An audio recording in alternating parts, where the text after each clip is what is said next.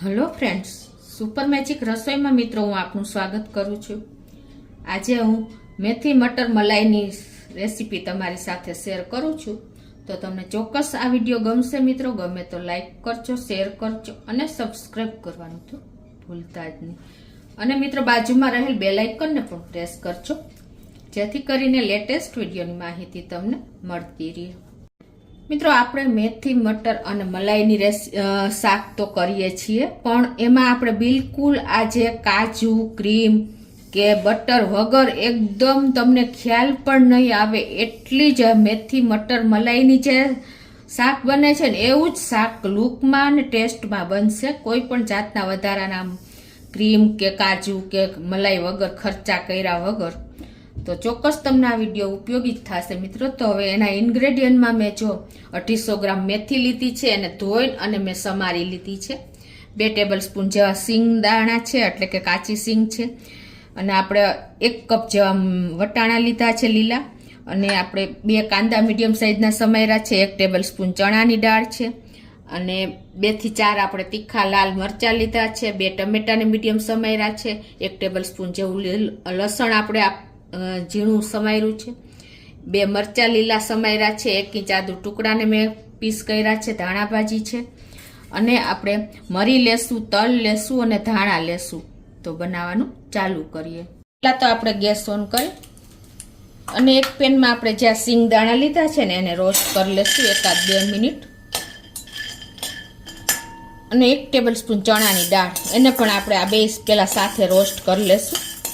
તો આ રીતે આપણે સ્લો ટુ મીડિયમ ફ્લેમ ઉપર જો સિંગ અને ચણાની દાળ બંને શેકાઈ ગયા છે। હવે એમાં આપણે બીજા મસાલા પણ શેકી લેશું। ગેસની ફ્લેમ અત્યારે સ્લો કરી નાખું છું।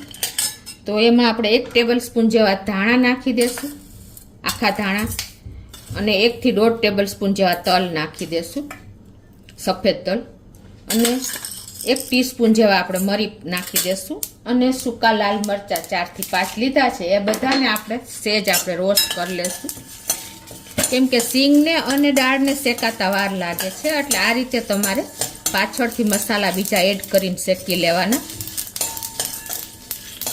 તો આ રીતે આપણા મસાલા શેકાઈ ગયા છે। હવે એને ઠંડા કરી લેશું। આપણો મસાલો પણ ઠંડો થઈ ગયો છે, તો એને આપણે એકદમ ફાઇન પેસ્ટ કરી લેશું, થોડું પાણી નાખીને, એટલે એકદમ સરસ આપણી પેસ્ટ તૈયાર થઈ જશે। તો આ રીતે જો આપણે એકદમ ફાઇન પેસ્ટ તૈયાર કરી લીધી છે।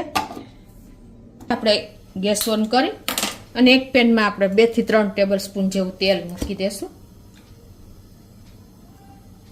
તો આપણું તેલ પણ ગરમ થઈ ગયું છે। 1 ટીસ્પૂન જેવું આખું જીરું નાખી દેશું, અને 1/4 ટીસ્પૂન જેવી આપણે હિંગ નાખી દેશું। જીરું ક્રકલ થયા પછી આપણે 1 ટેબલ સ્પૂન જેવું આ લસણની કટકી કરી નાખી દેશું। આ 2 લીલા મરચાં સમાર્યા, 1 ઇંચ આદુના ટુકડાને ગ્રેટ કર્યો, એ બધું જ આપણે આમાં નાખી અને એને આપણે સાંતળી લેશું। ગેસની ફ્લેમ અત્યારે આપણે સ્લો ટુ મીડિયમ રાખી છે। તો આ મસાલો પણ જો આપણો કૂક થઈ ગયો છે। તો આપણે આ જે 2 મીડિયમ સાઇઝના કાંદા સમાર્યા છે ને એને નાખી દેશું, અને એને પણ આપણે 2 થી 3 મિનિટ આ રીતે હલાવીને ટ્રાન્સપરન્ટ કરી લેશું। તો આ રીતે જુઓ આપણા કાંદા પણ કૂક થઈ ગયા છે। હવે આપણે જે આ 1 કપ વટાણા એટલે કે મટર લીધા છે એને પણ આપણે નાખી દેશું અને મિક્સ કરી લેશું। અને હવે આને આપણે ઢાંકી અને 4 થી 5 મિનિટ થોડાક મટરને કૂક થવા દેશું। 3 થી 4 મિનિટ થઈ છે, અને આપણા વટાણા પણ જો લાઈટ એવા કૂક થઈ ગયા છે। તો હવે આ સ્ટેજે આપણે જે 2 ટમેટા સમાર્યા છે ને એને નાખી દેશું, અને એને આપણે મિક્સ કરી લેશું। ટમેટા સરસ કૂક થઈ જાય અને ગળી જાય એના માટે આપણે 1 ટીસ્પૂન જેવું મીઠું નાખી દેશું, અને હવે આને ઢાંકીને પાછા આપણે 3 થી 4 મિનિટ કૂક થવા દેશું। તો 5 મિનિટ જેવું થયું છે, અને જો આપણે તેલ પણ છૂટું પડી ગયું છે, અને ટમેટા પણ ગળી ગયા છે, મસાલા પણ સરસ કૂક થઈ ગયા છે, મટર ને બધું। તો હવે આ સ્ટેજે આપણે જે 250 ગ્રામ મેથી લીધી છે ને એને નાખી દેશું। અને મેથીને આપણે એકદમ સરસ 5 મિનિટ જેવી કૂક કરવાની છે, તો જ એનો ટેસ્ટ આવશે. જો કાચી રહેશે તો કડવાશ જેવું લાગશે, એટલે ખાસ નોટ કરજો. આ રીતે આપણે મિક્સ કરી અને મેથીને પણ આપણે કૂક કરી લેશું. તો આ રીતે જો આપણે એકદમ સરસ મેથી પણ કૂક થઈ ગઈ છે, કચાશ જરા પણ નથી રાખી. હવે એમાં આપણે મસાલા કરી લેશું. તો અડધી ટીસ્પૂન જેવી હળદર અને 1 ટીસ્પૂન ધાણા જીરું, 1/2 ટીસ્પૂન લાલ મરચું પાવડર, આ બધું જ આપણે મિક્સ કરી લેશું. ગેસની ફ્લેમ સ્લો રાખી છે.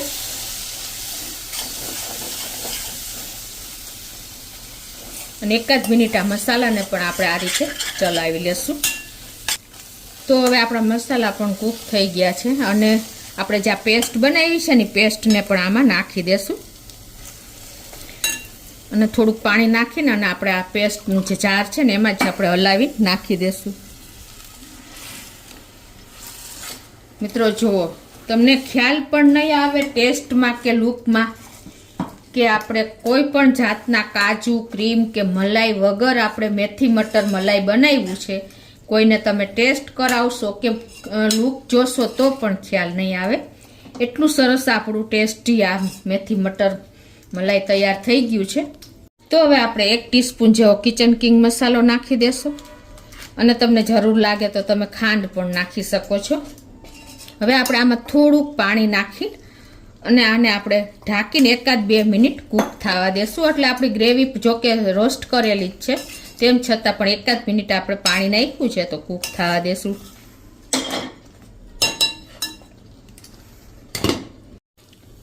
તો જુઓ મિત્રો, આપણી છે ને એકદમ ડિલિશિયસ એવી ટેસ્ટી કોઈ પણ જાતના રીચ ઇન્ગ્રેડિયન્ટ વગર આપણું મેથી મટર મલાઈ તૈયાર થઈ ગયું છે. તો ગેસ બંધ કરી દેશું અને એને આપણે સર્વ કરી લેશું. તમે સંક્રાંત આજે છે મિત્રો, તો તમે જો ઊંધિયું બનાવવાની આળસ થતી હોય તો તમે આ એકદમ રીચ શાક તૈયાર થઈ જશે કોઈ પણ જાતના ખર્ચા વગર. તો મિત્રો, આપણું મેથી મટર મલાઈ તૈયાર છે કોઈ પણ જાતના રીચ ઇન્ગ્રેડિયન્ટ વગર. ટેસ્ટમાં તમને ખ્યાલ જ નહીં આવે એટલું ટેસ્ટી અને રીચ આપણું યુનિક જ શાક તૈયાર થયું છે. તો તમે એને એકદમ, જો તમને સંક્રાંત ઉપર ઊંધિયું બનાવવાની આળસ થાય ને મિત્રો, તો ચોક્કસ તમે ઇન્સ્ટન્ટ આ શાક બનાવીને એન્જોય કરી શકો છો, જે પંજાબી શાક કહે છે. અને તમે આ રીતે રોટલી સાથે, પરોઠા સાથે, નાન સાથે, કોઈ પણ સાથે તમે એન્જોય કરી શકો છો મિત્રો. તો ચોક્કસ એક વખત આ રીતે ટ્રાય કરજો અને મને કોમેન્ટ બોક્સમાં જણાવજો કે તમને આ રેસીપી કેવી લાગી મિત્રો. કોઈ પણ મેમ્બર આ કરી શકશે. ગમે તો લાઈક કરજો, શેર કરજો અને સબસ્ક્રાઈબ કરવાનું તો ભૂલતા જ નહીં.